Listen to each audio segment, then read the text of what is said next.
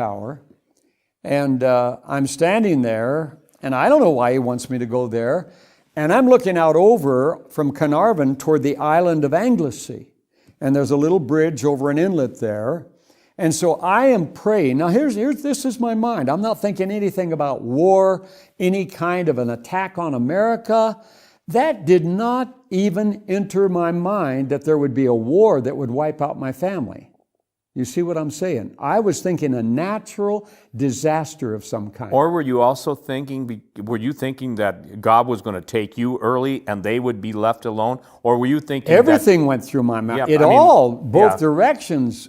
What are you saying? Right. But not a war, not an attack on America. Right, that was completely off your radar screen. That was not anywhere the slightest of my thinking. And as I'm looking out over the island of Anglesey and asking the Lord if He wants me, after I finish Carnarvon, the town of Carnarvon, if He wants me to cross that bridge and go pray that little village on the island of Anglesey, then come back and head on around Wales, that's okay. And that was my full mind.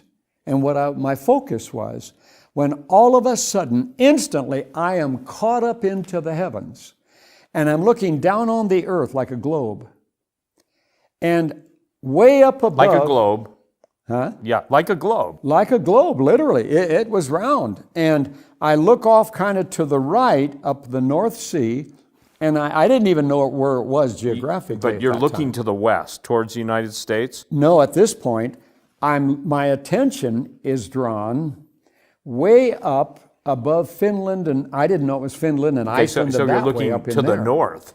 I'm literally looking at Murmansk or Archangel direction. Okay. And I see this massive military movement come around, clear down around, and then I see these submarines parked along our east and west coast so close that the light color of the sand hasn't even gone out of sight in the ocean till the nose of the submarine with the hammer and sickle symbol on it is aimed right at our cities. I saw them right, the first one I saw was right down below, aimed right at New York City. Then I see them on down around, and then I look across, and they're all around the United States, across the Northwest, and all the way down toward Florida. And I'm saying, oh, dear Lord. And then such alarm went off in me. And I start seeing these, I thought they were radio towers. Now remember, this is December 14th now, 1986. I thought they were radio towers springing up all across the nation. I didn't know at that time there were no cell phone towers, but they were cell phone towers. And they were springing up all across the nation. And they're up, and all of a sudden I see da-da-da-da-da, like dotted lines going off. That's why I thought they were radio signals. Right, that was like the old RKO radio introduction where they would show the radio tower and the light. Exactly, RKO, zigzags, black and white picture. And I see all of a sudden, I see the dotted lines sprinkling to the ground like dust. And in my engineering mind, I thought, oh no, there's only one thing that can do that, EMF. And such alarm came off at me. And then it was like I was aware, because I had seen the submarines parked. I cried out and I said, oh God, they won't even know what hit them. There's no alarm's going to go off. And then I saw this missile come out of that submarine right over New York City, and I watched before my eyes New York City turned to dust. It took out New York City, the whole city. And then I see another explosion clear over towards Seattle, Bellevue, up in that area. And then I see on down towards San Francisco, and I see 3 of them along California, all the way towards San Diego.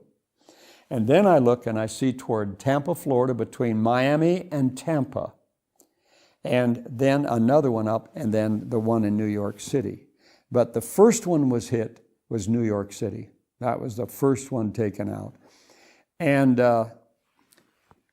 then I'm standing there, and I'm looking out over the island of Anglesey again.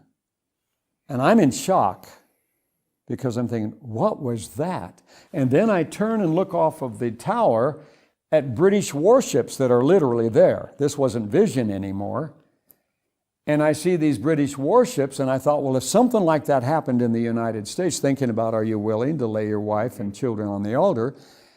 If this literally happened, they'll know.